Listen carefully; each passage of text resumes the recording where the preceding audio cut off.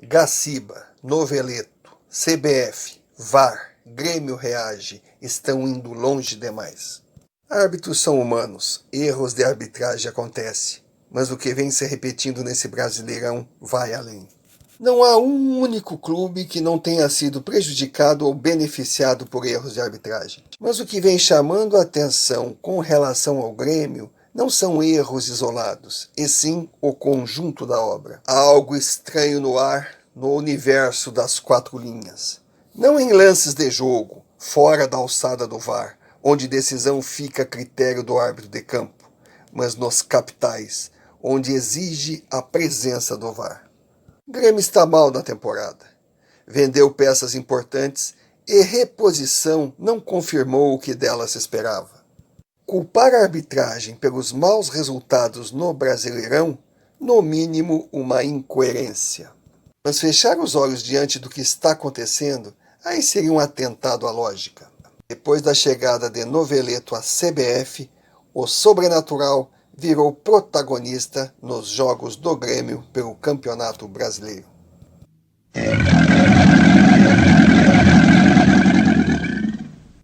Amigas e amigos do Sofá de Pobre, mas que tal?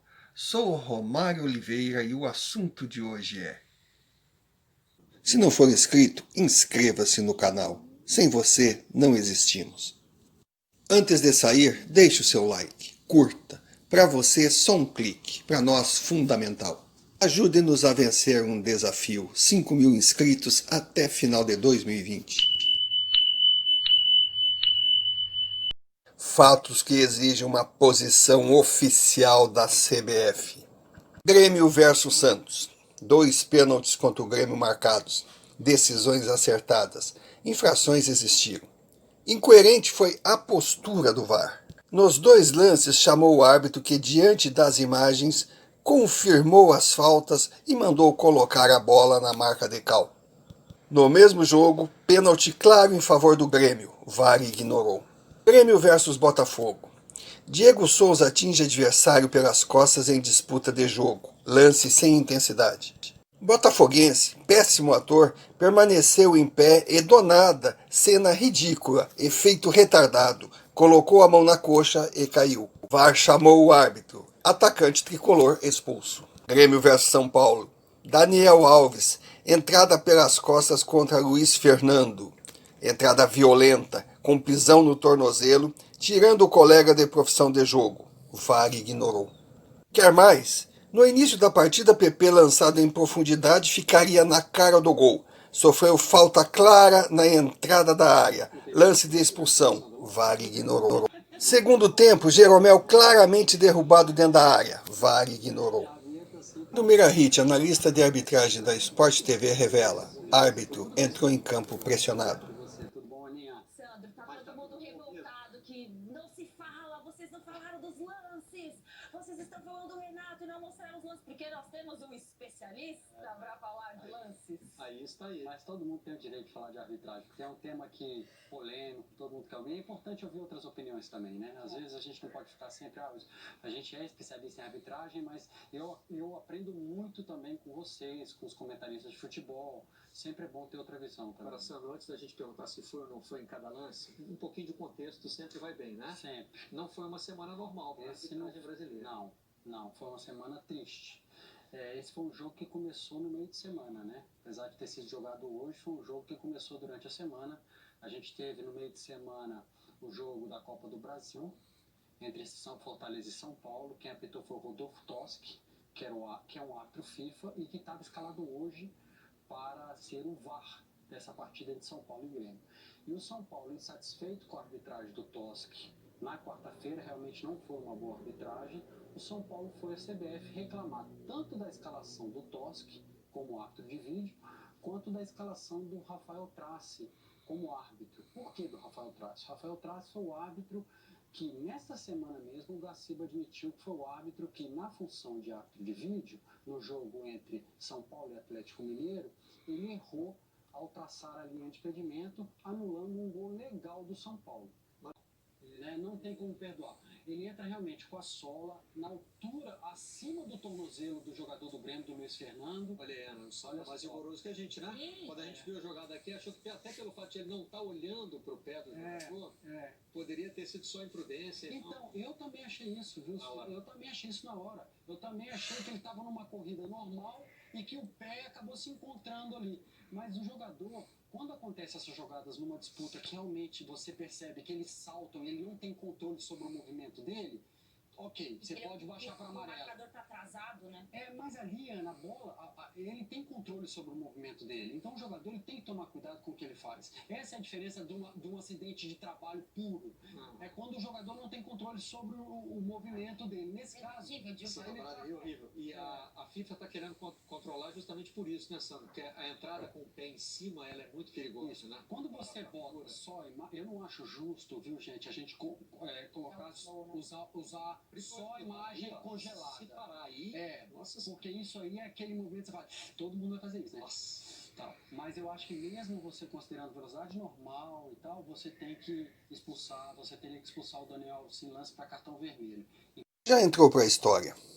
Fábio Koff, o eterno presidente do Grêmio, assumiu a presidência do Clube dos 13 e tinha como principal objetivo acabar com o monopólio da CBF na Globo na transmissão e organização dos campeonatos brasileiros.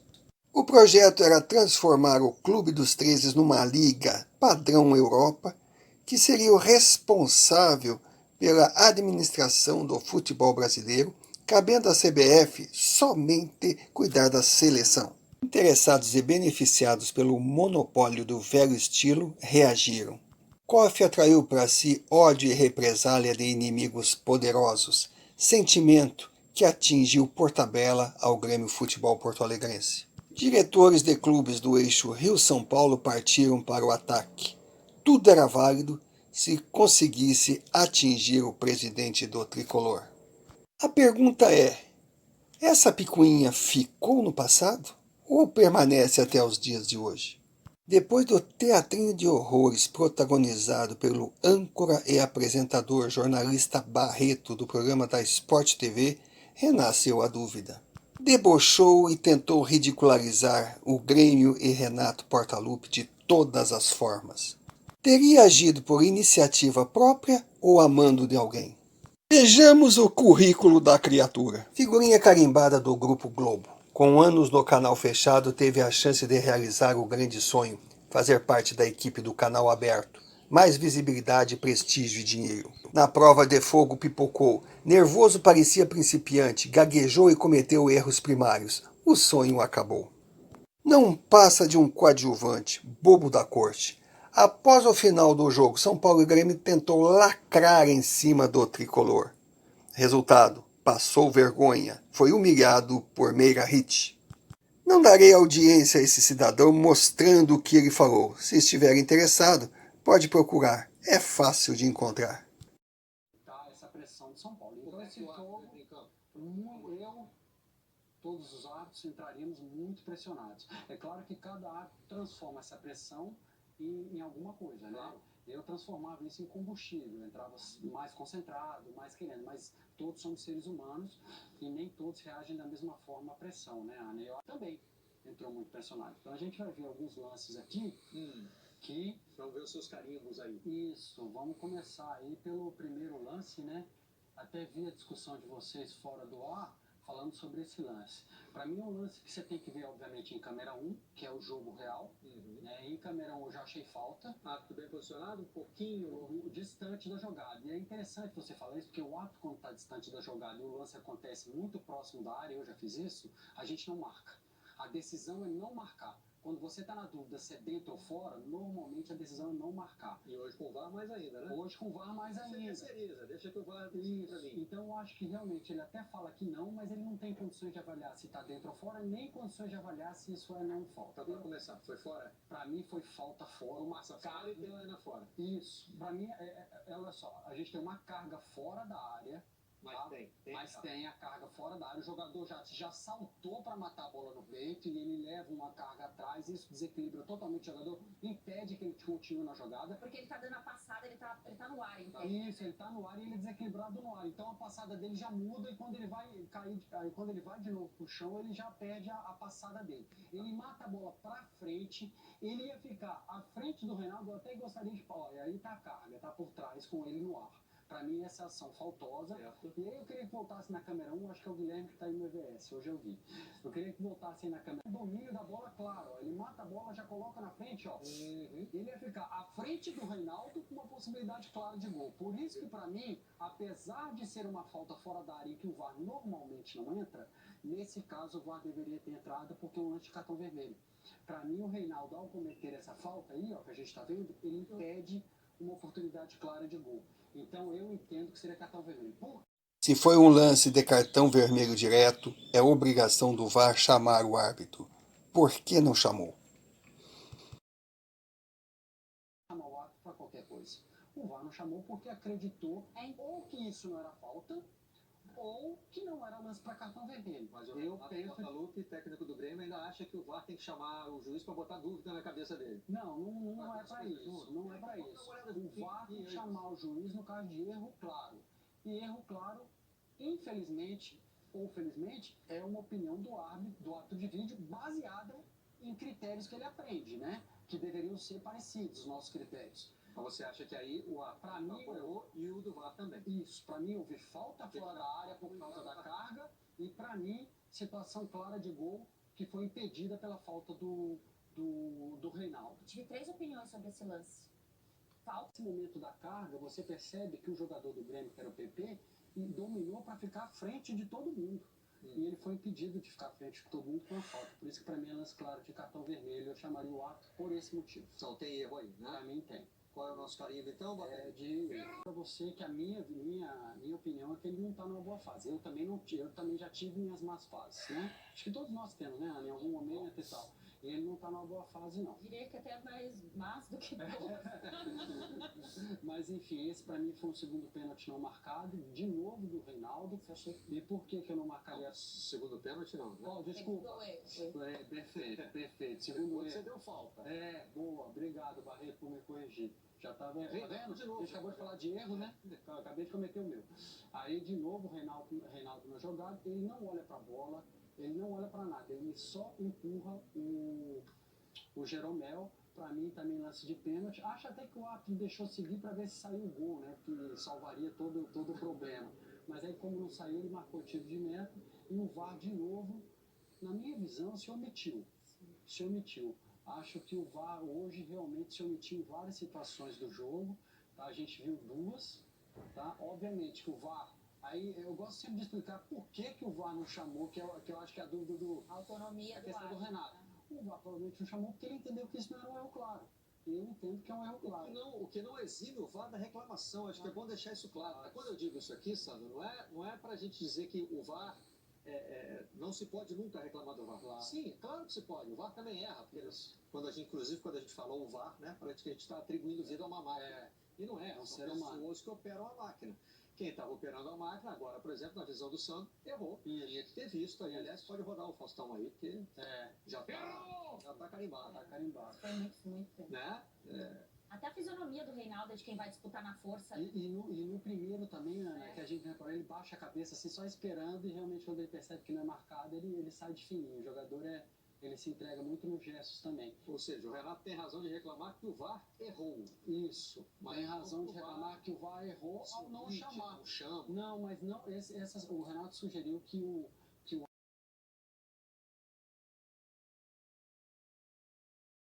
do VAR, ele pode sim, ele mesmo, abrir, eu vou lá ver.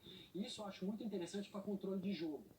Vou te dar um exemplo do jogo de quarta-feira do São Paulo, muita gente com certeza assistiu. O último lance do jogo, uma mão do São Paulo reclamada.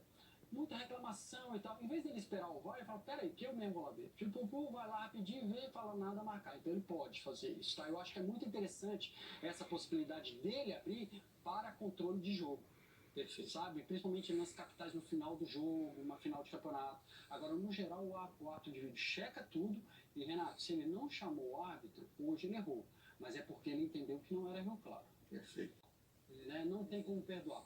Ele entra realmente com a sola na altura, acima do tornozelo do jogador do Grêmio, do Luiz Fernando. Olha, Ana, o Saulo é mais rigoroso que a gente, né? Sim, Quando a gente viu a jogada aqui, achou que até pelo fato de ele não estar olhando pro pé do jogador, poderia ter sido só imprudência. Então, eu também achei isso, viu? Eu também achei isso na hora. Eu também achei que ele estava numa corrida normal e que o pé acabou se encontrando ali. Mas o jogador, quando acontece essas jogadas numa disputa que realmente você percebe que eles saltam e ele não tem controle sobre o movimento dele, ok, você pode baixar para amarelo. O marcador tá atrasado, né?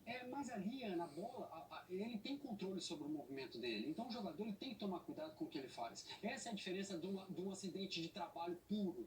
É quando o jogador não tem controle sobre o movimento dele. Nesse caso, Essa parada aí é horrível. E a FIFA está querendo controlar justamente por isso, né, Sandro? Porque a entrada com o pé em cima, ela é muito perigosa, né? Quando você bota só eu não acho justo, viu, gente, a gente colocar, usar só imagem congelada. Se parar aí, porque isso aí é aquele... Contra fatos não há argumentos. Grêmio, mais uma vez prejudicado pelo VAR. O fato de Gaciba e Noveleto serem gaúchos não passaria de uma coincidência? Isso é uma outra história que falaremos em outra oportunidade. Esclarecidos os fatos, assunto cerrado e ponto final.